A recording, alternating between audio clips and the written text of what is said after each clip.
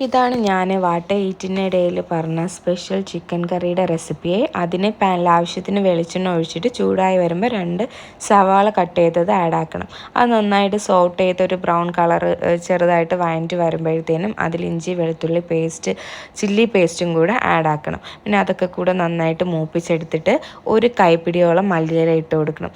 നന്നായിട്ട് വഴറ്റിയെടുത്തിട്ട് ഒരു ചെറിയ തക്കാളിയും കൂടെ ഇട്ട് പിന്നെ അതിനെ നന്നായിട്ട് സോട്ട് ചെയ്യണം.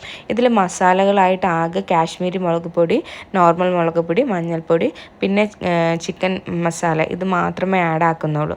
പിന്നെ ആ മസാല വേവാൻ വേണ്ടി ആവശ്യത്തിനുള്ള വെള്ളം ഒഴിച്ച് നമ്മൾ കുറച്ച് നേരം അടച്ച് വെക്കണം. കാരണം ആ മസാലയുടെയൊക്കെ പച്ചക്കുത്തലിൻ്റെ മണമൊക്കെ മാറാൻ വേണ്ടി.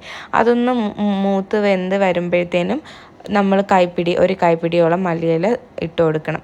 എന്നിട്ട് നന്നായിട്ട് എല്ലാം കൂടെ ഇളക്കി യോജിപ്പിച്ചിട്ട് കഴുകി വൃത്തിയാക്കി വെച്ചിരിക്കുന്ന ചിക്കനും കൂടെ അതിലിട്ടിട്ട് ചിക്കൻ വേവാൻ ആവശ്യമുള്ള വെള്ളമൊക്കെ ഒഴിച്ച് നന്നായിട്ട് മിക്സ് ചെയ്തെടുത്തിട്ട് പിന്നെയും ഒരു കൈപ്പിടിയോളം മല്ലിയില അതിലിട്ട് കൊടുക്കണം.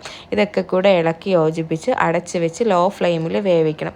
അപ്പോൾ നിങ്ങൾക്ക് കറിയായിട്ട് വേണമെങ്കിൽ കുറച്ച് വെള്ളം ഈ ഒരു അളവിനാണ് വേണമെങ്കിൽ അങ്ങനെ എടുക്കാം, അല്ലെങ്കിൽ കുറച്ച് വറ്റിച്ചെടുക്കാം.